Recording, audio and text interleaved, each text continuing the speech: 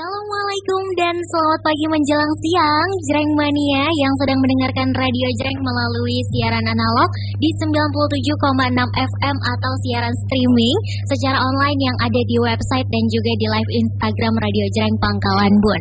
Jumpa lagi bersama saya Adila. Pagi hari ini kita ada di talk show Jaksa Menyapa bersama Kejaksaan Negeri Sukamara. Dan seperti yang sudah saya sampaikan sebelumnya ketika siaran di Bala Persada, itu talk show Jaksa Menyapa hari ini di hari Kamis 11 Juni 2026 dengan tema optimalisasi pengawasan dana desa melalui program Jaga Desa. Jadi strategi intelijen kejaksaan dalam mewujudkan akuntabilitas dan juga pencegahan korupsi. Tentunya hari ini kita akan berdiskusi, Adila nggak sendirian, ada diskusi langsung bersama dengan dua narasumber yang tentunya memang sudah kompeten ya dari Kejaksaan Negeri Sukamara. Ada Bapak Bayu Mahendra selaku Kasubsi 1 Intelijen dan juga Bapak Octavian selaku Kasubsi 2 Intelijen. Kita sapa dulu. Selamat pagi dan apa kabar untuk Bapak Bayu serta Bapak Octavian? Selamat pagi Jreng Mania. Bosan kayaknya ketemu saya terus. Sudah ketiga kali ya kita isinya. Gak bosen dong karena akan selalu ada informasi dan juga pengetahuan baru nih Pak yang didapatkan sama saya sebagai juga host talk show dan juga mungkin Jreng Mania yang mendengarkan siaran mengenai informasi dan juga pengetahuan tentang bagaimana aturan-aturan hukum. Tentunya sekarang kita membahas soal dana desa nih ya Pak. Sekali lagi mungkin Bapak Octavian selaku Kasubsi 2 Intelijen bisa menyapa Jreng Mania biar nanti Jreng Mania bisa membedakan mana suara Pak Bayu, mana suara Pak Okta nih. Selamat pagi Jreng Mania. Oke. Ini pertama kalinya Mbak. Betul, kalau sama Pak Bayu udah sering Pak. Udah sering bahkan kayaknya bukan kaminya yang bosan tapi Pak Bayunya nih yang bosan nanti ngomong sama Adila. Nah, oke, hari ini adalah pembahasan mengenai optimalisasi pengawasan dana desa nih ya Pak. Jadi dana desa ini kan jadi salah satu yang kalau saya bisa tangkap ini adalah amanah yang besar untuk pembangunan dan juga kesejahteraan masyarakat desa. Belum lagi kalau dari Kejaksaan Negeri Sukamara setelah Adila cari tahu tadi di Kabupaten Sukamara sendiri itu wilayah administrasinya masih banyak desa ya Pak. Ada 29 desa. Iya betul, ada 29 desa gitu. Bahkan kelurahannya cuma 3. Jadi masih banyak desa ya Pak. Jadi dana desa ini adalah suatu hal yang penting tidak hanya mungkin di Kabupaten Sukamara aja, tapi untuk Provinsi Kalimantan Tengah dan juga Indonesia yang mana juga masih banyak sekali wilayah administrasi desanya. Nah, mengenai dana desa ini sendiri nih Pak, kalau dari intelijen kejaksaan, terutama di Kejaksaan Negeri Sukamara, apa perannya dan juga mungkin bisa dijelaskan dulu dana desa itu adalah seperti apa kepada pendengar Jreng Mania supaya mereka paham konteksnya dana desa itu dana yang seperti apa, kemudian bagaimana tugas dari Kejaksaan Negeri Sukamara terhadap pengawasan dana desa ini. Mungkin Pak Bayu atau Pak Okta? Jadi sebelumnya nih, kalau kita berbicara tentang tatanan pemerintahan tentu yang paling kecil kan kita mulai dari keluarga. Betul. Di keluarga kan tidak ada bentuk struktural seperti apa. Kemudian naik ke tingkatan RT, kemudian ke kelurahan dan dilengkup dalam satu desa. Betul. Itu yang diakui. Nah, jadi salah satu poin ataupun bahasan menarik mengenai pengelolaan di desa yang pasti terasa oleh warga sekitar adalah tentang dana desa, di mana dana desa ini bersumber dari desa dan dari APBN yang diturunkan kepada desa dan digunakan untuk kesejahteraan desa itu sendiri. Nah, biasanya dana desa ini salah satu yang paling bisa masyarakat desa rasakan, dana desa ini disertakan oleh pemerintah desa kepada badan usaha milik desa.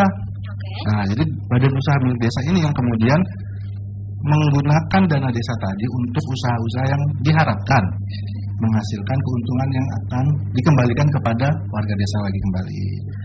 Nah, kemudian Kejaksaan sendiri melalui bidang intelijen dalam menangani atau mendampingi, kita bilang ya, kita kan berteman di sini ya, mendampingi tentang dana desa itu juga tidak karena kejaksaan kita mendampingi, bukan, tapi kita juga melakukan amanat undang-undang, diantaranya dari amanat undang-undang nomor 11 tahun 2021 Ada juga peraturan Presiden nomor 15 tahun 2021. Kemudian secara internal sendiri dari Kejaksaan itu diamanatkan dari Instruksi Jaksa Agung Republik Indonesia nomor 5 tahun 2023. Dan selain dari internal Kejaksaan sendiri juga ada kita perjanjian kerjasama antara Sekretariat Jenderal Kementerian Desa, Pembangunan Daerah Tertinggal dan Transmigrasi dengan Jaksa Agung Muda bidang intelijen. Jadi amanat mengenai kolaborasi bersama untuk menjaga, mengawasi perjalanan atau penggunaan dana desa ini yang kebetulan salah satunya kepada bidang intelijen itu merupakan sesuatu yang dari banyak pihak. Jadi bukan misalnya undang-undang aja yang mengamalkan. Jadi tidak seperti itu. Dari undang-undang masih diturunkan tadi ada peraturan presiden, ada juga dari internal, kemudian dari bidang kementerian lain juga itu melakukan seperti itu. Jadi dasar hukumnya ada, kemudian juga tidak hanya berdasarkan satu dasar hukum seperti undang-undang, dari peraturan presiden ada, instruksi jaksanya juga ada, kemudian perjanjian kerjasama dan yang lain-lainnya. Nah, untuk dari judul sendiri saya bisa melihat bahwa pengawasan dana desa ini dilakukan oleh intelijen kejaksaan melalui program Jaga Desa. Nah, sebelum kita membahas soal program Jaga Desanya ini, kalau di intelijen kejaksaan sendiri, apakah peran intelijen kejaksaan dalam mengawasi dan juga mendampingi bagaimana penggunaan dana desa ini berbeda dengan tugas kejaksaan yang biasanya kita dengar? Kalau biasanya kan kita ngebahas soal hukum, kemudian restoratif justice dan yang lain. Nah, kalau untuk Jaga Desa ini seperti apa peran intelijen kejahsaannya, Pak? Baik, terkait dengan pelaksanaan pengawasan atau pengelolaan dana desa, khususnya terkait dengan tema besar kita pada hari ini ya, dan juga ini terkait dengan program daripada bidang intelijen itu sendiri, yaitu terkait dengan program Jaga Desa. Sebenarnya kita ketahui bahwasanya fungsi daripada intelijen kejaksaan ataupun jaksa pada khususnya itu tidak hanya kalau yang kita ketahui secara bersama ya, Jering Mania dan Mbak Adila, tugas-tugas pokok daripada jaksa itu kan pertama melaksanakan penuntutan, jadi melaksanakan putusan pengadilan atau dapat bertindak sebagai jaksa pengacara negara dan lain sebagainya ya. Tetapi kita juga punya fungsi untuk pelaksanaan pengawasan terkait dengan pengelolaan dana desa melalui program Jaksa Gada Desa, yang mana bidang intelijen merupakan leading sektor terkait dengan pelaksanaan program tersebut. Adapun program Jaksa Desa ini, Mbak Adila dan Jering Mania, merupakan program yang diinisiasi oleh Kejaksaan Republik Indonesia untuk mendekatkan kejaksaan kepada masyarakat desa. Melalui program ini, maka jaksa itu hadir secara langsung di desa untuk memberikan penyuluhan hukum, melakukan pendampingan, serta mengawasi pengelolaan dana desa guna mencegah terjadinya penyimpangan dan tindak pidana korupsi. Nah, dari yang sudah Pak Okta dan juga Pak Bayu sampaikan mengenai dana desa, kemudian peran intelijen kejaksaan di dana desa, ada program Jaga Desa juga. Ini menarik nih, program Jaga Desa. Ini program yang seperti apa, Pak, yang dijalankan oleh kejaksaan? Jadi dalam pelaksanaannya, desa ini kan juga mempunyai kewajiban untuk melaporkan program-program yang dilaksanakan, kan? Salah satunya kepada kalau Mbak Adila pernah dengar, itu ada namanya Dinas Desa dan Transmigrasi ya, untuk desa. Nah, di situ juga desa itu punya kewajiban selain melaporkan secara fisik berupa LPJ, kalau kita bahasa biasa kita LPJ atau laporan periodik berjangka, ada juga mereka kewajiban untuk mengisi aplikasi. Jadi salah satunya aplikasi yang diwajibkan dari kementerian itu adalah Siskuedes. Itu tentang keuangan desa. Nah, kita dari kejaksaan sendiri, bentuk dari tadi Mbak Adila tanya nih, Jaksa Gada Desa itu apa sih? Jadi sebenarnya kita melihat perjalanan suatu desa itu kita dengan konsep yang sama, dengan menggunakan dan memanfaatkan kemajuan teknologi, kita menggunakan suatu aplikasi. Di dalam aplikasi tersebut nanti kita harapkan para perangkat desa ini turut aktif untuk mengisi Mbak Adila. Jadi ada misal di situ nanti kalau Mbak Adila buka bagaimana keadaan badan usaha milik desa, betul. Bagaimana penghasilannya, apa saja, bagaimana misalnya kita tanya siapa pengurusnya, oh bapak ini, itu katanya mana buktinya, ini ada SK-nya. Jadi harapannya aplikasi Jaksa Garda Desa ini berisi tentang profil, mungkin profil satu desa dilengkapi dengan pelaksanaan kegiatannya, dengan sumber dananya, sehingga lebih transparan nantinya. Seperti itu aplikasi Jaksa Garda Desa ini. Oh, jadi ini bentuknya aplikasi kah, Pak? Aplikasi, betul, aplikasi. Oke. Jadi melalui program Jaksa Garda Desa ini, disingkatnya Jaga Desa ya, Pak? Jadi nyambung banget nih, jadi singkatan dan juga kepanjangannya Jaksa Garda Desa. Kemudian memang tugasnya juga untuk menjaga bagaimana jalannya dana desa. Nah, untuk dana desa sendiri mungkin masih banyak masyarakat umum yang belum mengerti dana desa ini adalah dana yang seperti apa, kemudian juga mungkin program dana desa ini hal yang seperti apa, apalagi kan desa tuh adalah hal yang bersentuhan langsung dengan masyarakat, terutama masih banyak rakyat kita, rakyat yang tinggal di desa gitu, karena saya sendiri juga masih tinggal di desa Pasir Panjang. Desa Pasir Panjang. Jadi orang desa ini sebenarnya. Tapi tinggalnya di kota ya, kota Waringin Barat. Desa modern lah. Nah, dana desa ini istilahnya hal yang seperti apa, Pak? Terus juga mungkin bisa diceritakan sejarah lahirnya bagaimana program dana desa ini dan akhirnya jadi satu fokus dari Kejaksaan Negeri Sukamara gitu untuk melakukan pengawasan dana desa itu sebagai topik utama. Oke, Jering Mania.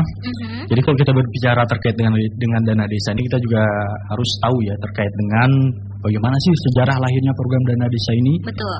Nah, jadi terkait dengan program dana desa ini, Jering Mania, program dana desa ini mulai dilaksanakan itu pertama kali pada tahun 2015. Yaitu sebagai implementasi daripada Undang-Undang Nomor 6 Tahun 2014 tentang desa, yang mana kebijakan ini merupakan bentuk komitmen pemerintah untuk memperkuat pembangunan, mulai dari tingkat desa serta memberikan kewenangan yang lebih besar kepada desa dalam mengelola pembangunan sesuai kebutuhan masyarakat setempat.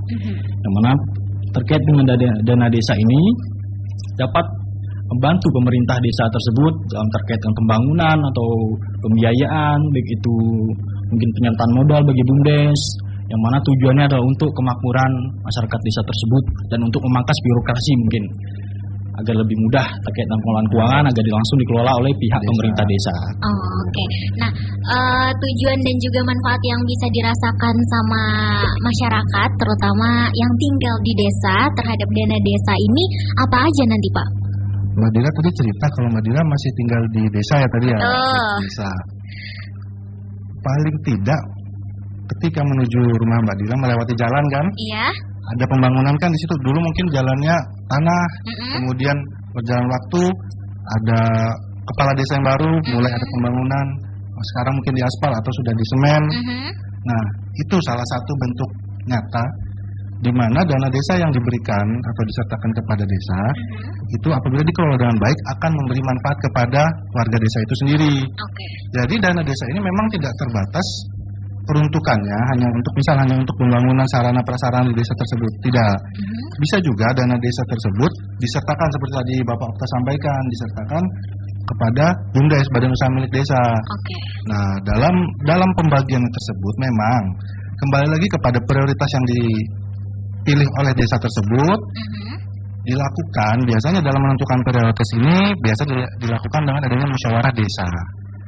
Nah, musyawarah desa ini juga membahas apa yang menjadi target terdekat dari desa ini. Misal tadi, tahun ini kita targetkan membangun jalan desa. Kemudian tahun depan kita targetkan untuk memperluas atau menambahkan kapasitas badan usaha milik desa yang sudah ada. Nah, itu dana-dana tersebut salah satunya menggunakan dana desa. Gitu. Nah, jadi khususnya kejaksaan itu jadi punya peran melakukan pengawasan terhadap pengelolaan dana desa selain dari ada dasar hukum yang sudah Pak Bayu jelaskan tadi, mungkin supaya sederhananya masyarakat itu jadi mengerti kenapa akhirnya kejaksaan itu punya peran dalam pengawasan terhadap pengelolaan desa itu, kenapa Pak? pengawasan ya. Tadi kan kita ceritanya pembangunan jalan misal. Betul. Nah, ketika jalan itu dibangun tidak sesuai, iya, masyarakat rugi dong. betul, Jadinya. iya. Nah, jadi kembali pada ke konsep pengawasan itu menghindari Mbak Dila. Jadi kita di seksi intelijen kejaksaan ini menghindari agar dana desa tadi tidak disalahgunakan. Nah, itulah jadi ada beberapa fungsi yang terjadi nanti, ada pun fungsi pencegahan, ada fungsi deteksi dini, ada juga fungsi untuk pengamanan dan pembangunan serta fungsi penegakan hukum. Akan tetapi dalam pelaksanaannya tentu penegakan hukum ini tidak dilakukan oleh bidang intelijen sendiri. Jadi kita selaku bidang intelijen fokus dalam upaya-upaya preventif ya Pak ya. Pencegahan ya Pak ya. Pencegahan. Oke. Nah, tadi kan program Jaga Desa itu yang saya tangkap adalah aplikasi yang seperti Pak Bayu sebutkan. Tapi secara teknisnya, bagaimana sih cara program Jaga Desa ini memantau penggunaan dana desa nih dari hulu ke hilirnya gitu? Cara memantaunya seperti apa, dan mungkin ada indikator yang akhirnya dipakai oleh kejaksaan untuk menilai apakah ini dana desanya udah dikelola dengan akuntabel atau belum gitu? Kalau kita melihat daripada tugas dan fungsi daripada bidang intelijen kejaksaan, khususnya Kejaksaan Negeri Sukamara melalui program Jaga Desa, atau Jaksa Garda Desa itu sendiri. Iya. Mungkin tadi apa garis besarnya pertanyaan tadi Mbak? Kan tadi sebelumnya dijelaskan bahwa program Jaga Desa itu bentuknya adalah aplikasi. Kemudian gimana cara program Jaga Desa dari kejaksaan ini memantau penggunaan dana desanya gitu dari hulu ke hilirnya, atau apakah ada indikator yang akhirnya bisa dipakai kejaksaan untuk menilai ini dana desanya sudah digunakan secara benar atau tidak gitu? Nah, kalau terkait itu tadi mungkin sebagaimana yang disampaikan oleh Pak Bayu tadi ya, kita itu dari bidang intelijen melalui program Jaksa Garda Desa itu sendiri masuk itu melalui preventif Mbak. Dari penyuluhan, pendampingan, menyampaikan kepada aparatur pemerintah desa terkait dengan bagaimana sih terkait dengan pengelolaan dana desa yang baik. Mulai dari sistem administrasinya, pengelolaannya, tata kelolaannya, pertanggungjawabannya. Dan kita juga punya aplikasi ya Pak Bayu. Aplikasi bisa dijelaskan mungkin Pak Bayu untuk aplikasi itu? Jadi kan pelaksanaan tadi, kemudian ada juga perencanaan. Hal itu semua diharapkan itu di-upload, disimpan di aplikasi tadi. Begitu pengawasannya nanti Mbak Dila. Jadi kita lihat, desa ini, coba kita lihat datanya. Betul, misalnya dia memasukkan anggaran tahun 2025 ada anggaran sebesar 10 misal ya. Kemudian kita lihat dari pertanggungjawabannya berapa yang sudah digunakan. 10 digunakan 9. Kan di situ harapannya semua diupdate. Iya, betul. Semua diberikan dari desanya disampaikan ke situ, dan 9 kita bisa melihat secara langsung. 9 digunakan untuk apa saja? Membangun jalan, membangun rumah ibadah, membangun sarana prasarana kantor desa. Nah, kita bisa melihat di situ. Ini ada indikasi misal 9 dari foto yang disampaikan, dari dokumen yang disampaikan, apakah betul ini menghabiskan biaya 9? Nah, ketika tidak betul, pasti kita bisa bertanya, masa kita menghabiskan 9, uang desa kita pakai 9, betulnya cuma seperti ini? Begitu upaya preventifnya Mbak. Oke. Sudah, saya udah mulai. Ada pandangan ya, udah mulai ya. Ada pandangin dikit. Tapi kalau misalnya contoh kasus sederhananya kayak kita tadi ngebahas soal pembangunan jalan yang ada di desa nih ya. Misalnya ketika ada masyarakat di salah satu desa, akhirnya mungkin sadar gitu dan tidak apatis lagi dan mempertanyakan ini kenapa ya di desa aku jalannya gini-gini aja gitu. Padahal ada yang namanya dana desa untuk digunakan membangun jalan. Nah, ketika masyarakat ada yang akhirnya sadar seperti itu, kemudian mungkin mengecek misalnya melalui aplikasi program Jaga Desa yang sudah disediakan oleh kejaksaan, atau mungkin akhirnya mempertanyakan ini dana desanya kemana, kemudian juga bagaimana penggunaan dananya ini sudah digunakan atau betul. Nah, dari kejaksaan sendiri apakah ada langkah yang dilakukan ketika akhirnya ada masyarakat yang mungkin melaporkan kecurigaannya gitu terhadap penggunaan dana desa? Mbak Dila, jadi kita lurus sedikit. Jadi aplikasi ini bersifat hubungannya antara warga desa dengan pemerintah desa dengan kejaksaan. Jadi bukan terbuka, dalam artian begini. Memang dalam perjalanannya laporan desa itu secara transparan disampaikan kepada desa, kan tetapi untuk laporan yang bersifat dari desa itu disampaikan ke kejaksaan, kan berbeda. Nah, seperti halnya gini Mbak Dila pernah lihat nggak kalau ada pembangunan itu biasanya di depan ada keterangannya dibangun apa proyeknya, sumber dananya dari mana. Nah, hal seperti itu ketika dimasukkan dalam, ini saya berikan contoh ya, ketika dimasukkan di aplikasi, kami bisa melihat dari aplikasi, sedangkan warga sekitar bisa melihat dari plang secara langsung. Jadi bukan berarti warga bisa melihat plang tadi itu menggunakan aplikasi. Jadi kita sama-sama di sini upaya preventif, kita melihatnya bersama-sama, bukan sesuatu yang ditutupi. Oh, ini yang disampaikan ke kejaksaan seperti ini yang ke masyarakat. Bukan seperti itu. Karena sebelumnya saya mengira ini adalah aplikasi yang bisa diakses juga. Ternyata tidak ya. Ternyata ini kaitannya antara pemerintah desa dan juga kejaksaan.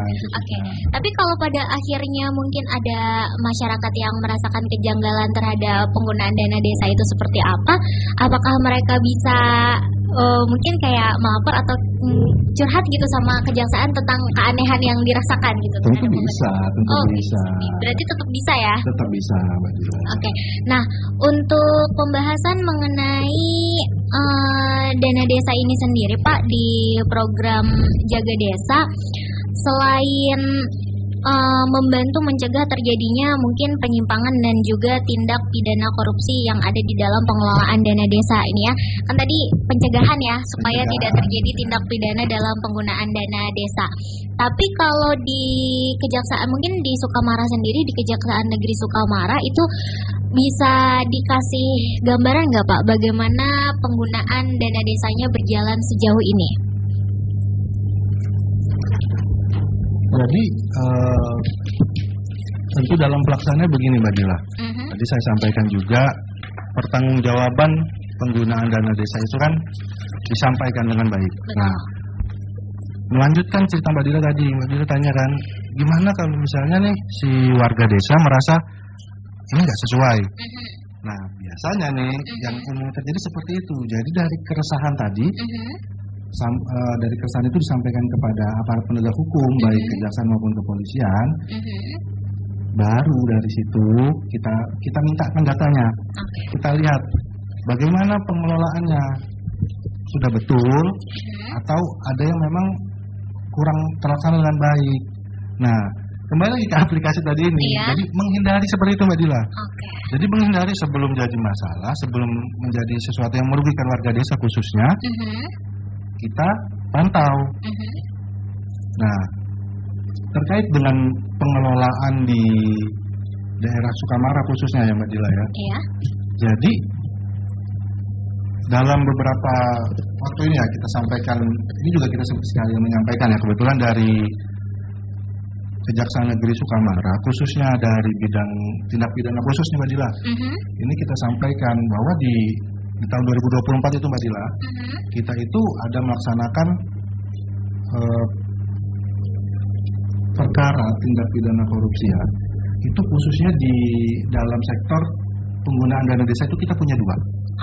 Dan itu di tahun 2024. Kemudian di tahun 2025 itu kita fokus kepada sektor lain, tetapi juga tetap ada. Jadi memang pengelolaan dana desa yang tidak benar ini sebenarnya sangat sering terjadi. Akan tetapi biasanya karena kurangnya kesadaran kita khususnya warga desa sendiri merasa mungkin nggak apa-apa, atau nggak ada apa-apa. Nah, itulah Mbak Dila yang masih terjadi.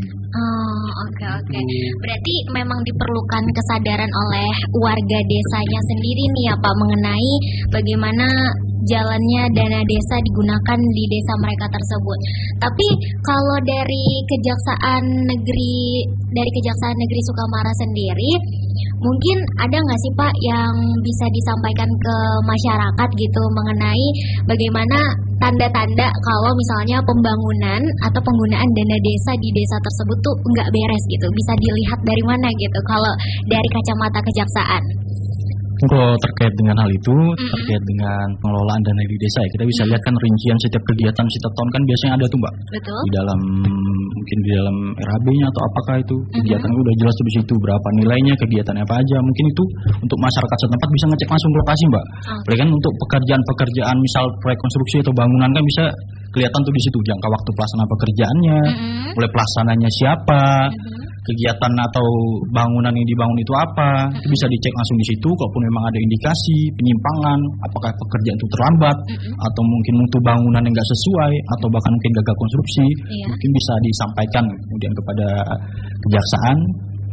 Oke. Kemudian ditindaklanjuti. Nah, tapi mungkin kita nih ya Pak sebagai masyarakat umum dan juga saya nih sebagai warga desa itu ketika mungkin menemukan kejanggalan-kejanggalan dari penggunaan dana desa, tapi akhirnya sebagai warga yang mungkin juga sejauh ini kita lihat di mana masyarakat desa mungkin masih banyak belum sadar mengenai bagaimana digunakannya dana desa, itu juga akhirnya bertanya-tanya, lah kan saya ini warga biasa, emang boleh gitu kayak nanya-nanya ke pemerintah desa ini dananya kemana aja dipakainya gitu kan, mungkin masyarakat tuh masih banyak ada ketakutan seperti itu. Nah itu gimana tuh Pak? Boleh banget dong. Kenapa harus takut? Nah itu kadang memang apa ya, kita ini siapa sih? Iya betul. Kita cuma ratik wara ya. Ratik wara. Nah dana yang digunakan dana publik ya, dana publik sehingga harus sifatnya itu transparan dan akuntabel dilaksanakannya. Kembali lagi ke yang tadi, yang seperti Pak Okta sampaikan terhadap laporan transparansi dana, itu seyogianya itu memang desa selalu update. Jadi dia print misalnya, dia buat, dia cetak, kemudian dia taruh di depan kantor desa sehingga keluarga yang lewat dia tahu, oh dana desa kita berapa, digunakan untuk apa, habis berapa. Dari situ misal, oh ternyata di situ ada pembangunan jalan dari sini ke sini, pasti warga desa tahu jalannya. Warga desa bisa lihat, oh harga biayanya kemarin segini, kok jalannya jadi seperti ini. Nah seperti itu Mbak Dila. Oke, dan juga biasanya sih kalau saya ngelihat tuh bertingkat gitu Pak, dari warga yang akhirnya menyampaikan keluhan ke RT, RW, kemudian biasanya kadang kalau lagi musdes itu kan RT RW yang akhirnya menyampaikan pendapat dan juga keluhannya terhadap penggunaan dana desa. Nah, program Jaga Desa ini sendiri adalah program yang baru atau sudah lama Pak? Jadi untuk program ini sebelumnya belum dilaksanakan secara aplikasi, tapi memang upaya-upaya preventif ini kita laksanakan ya. Kemudian di tahun 2015 ada desa ya. Nah itu kita harus tingkatkan dengan kemajuan, dengan memanfaatkan kemajuan teknologi tentunya. Jadi gini Mbak Dila, kenapa pada akhirnya bentuknya adalah aplikasi? Betul. Harapannya untuk tempat-tempat yang memang terbatas untuk kita datangi, kita bisa tetap memantau secara real time. Jadi tidak harus menunggu waktu ini udah pusat, berapa waktu butuh biaya lagi. Betul. Jadi kita efisiensikan di situ, makanya kita menggunakan aplikasi jadinya gitu Mbak Dila. Nah sejauh ini mungkin manfaat dari program Jaga Desa bagi aparatur desa dan juga masyarakat desa itu apa aja Pak sejauh ini yang bisa dirasakan? Jadi program desa itu yang mana program ini membutuhkan kolaborasi antara Dinas Pemberdayaan Masyarakat Desa dan APDC dan masyarakat. Tentunya sangat memberi manfaat Mbak Dila kepada khususnya terhadap pemerintah desa itu sendiri. Karena kalau kita lihat secara empiris ya, bukan maksud untuk menjatuhkan atau apa dari pihak pemerintah desa, cuma kita tahu sendiri mulai dari SDM daripada pemerintah desa itu sendiri kan mungkin kebanyakan latar belakang pendidikannya masih strata 1 ke bawah lah. Nah, makanya itu kami dari pihak intelijen kejaksaan ini ada program Jaksa Desa itu sendiri yang tentunya sangat memberi manfaat kepada pemerintah desa untuk mulai membantu bagaimana sih terhadap mulai dari perencanaannya, pelaksanaannya, dan pelaporannya agar dapat dilaksanakan secara akuntabel, transparan, dan untuk meminimalisir permasalahan-permasalahan hukum ke depannya. Oke. Nah, iya Bapak. Nah, jadi mau nambahin tadi, Adila ini lagi ngelamun nih. Jadi tadi kan Pak Okta juga bilang, sudah sampaikan. Pada dasarnya program Jaga Wilayah Desa ini juga melindungi dari pemerintah desa itu sendiri. Jadi ketika nanti ada warga yang menyampaikan, Pak, ini di desa kami seperti ini. Ketika pemerintah desanya aktif untuk mengisi aplikasi tersebut, kita bisa cross-check. Betul tidak ini yang disampaikan warga desanya? Ternyata tidak. Pak, ini kita sudah punya buktinya, ini sudah ada pertanggung jawabannya lengkap. Jadi itu juga salah satunya. Efektif aplikasi ini juga menguntungkan sebenarnya bagi pemerintah desa khususnya. Oke. Nah, bicara soal pengalaman langsungnya juga, biasanya kasus penyimpangan dana desa ini seringnya terjadi di bagian apa Pak? Misalnya kan kita tahu kadang ada pengadaan barang, kemudian juga pembangunan. Nah, biasanya dana desa ini dijadikan menyimpang dananya itu di mana? Sejauh sepengalaman kami ya dalam menangani perkara khususnya terkait dengan tindak pidana korupsi desa, memang yang paling banyak potensi terjadinya tindak pidana korupsi terhadap pengelolaan dana keuangan desa ini terhadap proyek perkonstruksi, Mbak. Mulai dari jembatan yang harus dilaksanakan dengan rincian anggaran sekian, tapi dalam pelaksanaan cuma dilaksanakan sekian, kurang daripada yang sebagaimananya. Dari mana volumenya di RAB kan udah jelas tuh tertulis di situ, misal harusnya ukurannya berapa meter, cuma dalam pelaksanaannya cuma dibangun berapa meter. Oke, nah ini juga yang kadang dirasakan sama masyarakat desa, mungkin kayak ada jalan yang baru dibangun, ada fasilitas yang baru dibangun, ternyata nggak sampai berapa tahun rusak gitu. Itu bisa jadi salah satu hal yang dicurigai juga ya Pak? Bisa. Ada satu lagi yang umumnya terjadi tapi tidak semua masyarakat bisa merasakan, Mbak Dila, selain bangunan fisik. Oke, apa tuh Pak? Biasanya salah satunya kan dana desa ini digunakan untuk kegiatan-kegiatan yang terlaksana di desa. Betul, ya. Tiba-tiba nggak ada kegiatan. Fiktif gitu ya Pak Bayu ya? Betul, gitu Pak. Jadi harusnya kemarin tahun lalu kayaknya desa kita rame nih, ada acara ini, ada acara ini. Kok tahun ini nggak ada? Nah, seperti itu biasanya Mbak. Atau tetap ada kegiatan dilaksanakan, tahun lalu dapat 100 kok jadi 50. Oh, itu bisa jadi pertanyaan juga ya. Sangat luas dana desa ini memang ke depannya. Oh, oke. Makanya kadang mungkin orang menganggapnya kayak ketika ada warga-warga yang mempertanyakan hal seperti itu, ih cerewet banget nih, mempertanyakan nih dananya kemana kok tiba-tiba misalnya satu desa itu sering mengadakan yang namanya misalnya acara ketika hari ulang tahun desanya, kemudian misalnya hadiahnya berkurang dari tahun yang kemarin, jadi pertanyaan kan biasanya kadang cerewet juga Bapak nih, padahal itu jadi satu hal yang bisa jadi indikator ya Pak. Betul, kita kan sadar kenapa nih ada yang beda nih. Bukan berarti cerewet dong, itu adalah kekhawatiran kita. Sebenarnya itu salah satu sesuatu yang baik, tapi memang kadang yang baik itu tidak bisa diterima langsung. Betul. Ya. Kenapa sih cerewet? Ini udah urusan kita nih sebagai misalnya sebagai panitia acara, kamu gak usah ikut-ikutan. Nah, itu mungkin juga yang menjadi stigma di masyarakat, dah gak usah tanya-tanya, kamu gak usah tanya-tanya, ikut aja. Jadi gitu jadinya. Oke. Nah, karena sudah mau jam 11 nih Pak, karena tadi juga Adila akhirnya salah paham Adila tadi ngiranya saya kalau aplikasi Jaga Desa ini adalah yang bisa diakses semua, ternyata ini adalah aplikasi antara pemerintah desa dan juga kejaksaan, kemudian juga bagaimana warga desa itu punya hak untuk mengetahui transparan mengenai dana desa yang akuntabel juga. Tentunya kalau ada yang dicurigai juga bisa lapor ke kejaksaan gitu untuk ditindaklanjuti. Nah, harapan dari Kejaksaan Negeri Sukamara lewat program Jaga Desa ini apa Pak, dan targetnya seperti apa terutama untuk Kabupaten Sukamara yang desanya itu ada banyak sekali, 29 desa. Banyak sekali. Iya. Satu hari, satu desa, 1 bulan kan. Jadi ada tuh Kami selaku seksi intelijen dari Kejaksaan Negeri Sukamara tidak lelah.